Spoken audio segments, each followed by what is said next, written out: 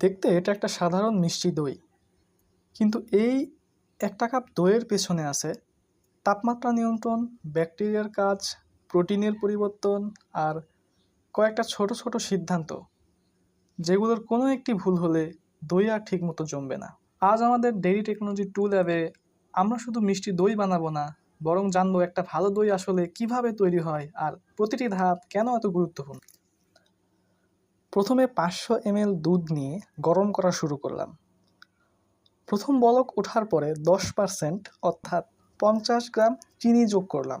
গরম করা চালিয়ে যেতে লাগলাম। বলক ওঠার পর আরও 5 থেকে 10 মিনিট দুধ গরম করেছি, যাতে 10% ভলিউম কমে যায়। এ সময় কিছু পানি বাষ্প হয়ে যায়, ফলে দুধের টোটাল সলিডস বেড়ে যায়, আর সেটাই দইয়ের বডি ও টেক্সচার উন্নত করতে সাহায্য করে।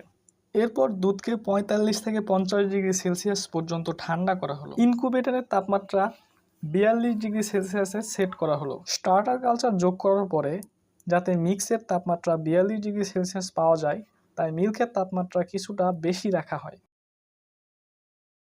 এবার স্টার্টার কালচার যোগ করার পালা। 45 থেকে 50 ডিগ্রি সেলসিয়াসে ঠান্ডা করা মিল্কে 2 থেকে 3% অর্থাৎ 10 থেকে 15 গ্রাম স্টার্টার কালচার অর্থাৎ পুরনো দই যোগ করলাম। যোগ করার আগে এটাকে ফিল্টার করা হয়েছে, কারণ এতে কোনো দলা থাকে না। এতে দইয়ের ফাইনাল অ্যাপিয়ারেন্স আরও সুন্দর হয় এবং অ্যাস্থেটিক কোয়ালিটি বজায় থাকে।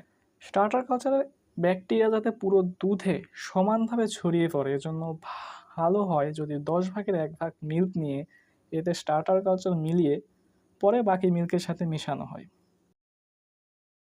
এরপর মিশ্রণটিকে 42 ডিগ্রি সেলসিয়াস তাপমাত্রায় ইনকিউবেটরে 4 থেকে 5 ঘন্টা রাখা হয়। স্টার্টার কালচারের lactic acid bacteria enzyme secret করে। এনজাইমের প্রভাবে দুধের ল্যাকটোজ ভেঙে কনভার্ট হয় গ্লুকোজ এবং গ্যালাক্টোসে এবং ফাইনালি ল্যাকটিক অ্যাসিডে। পিএইচ কমতে কমতে চলে আসে আইসোল্যাকটিক পয়েন্ট অর্থাৎ 4.6-এ।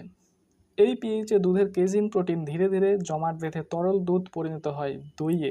দোকানের মতো বাদামি কালার পেতে চাইলে অর্ধেক পরিমাণ চিনি ক্যারামেল করে মিশিয়ে দিতে হবে।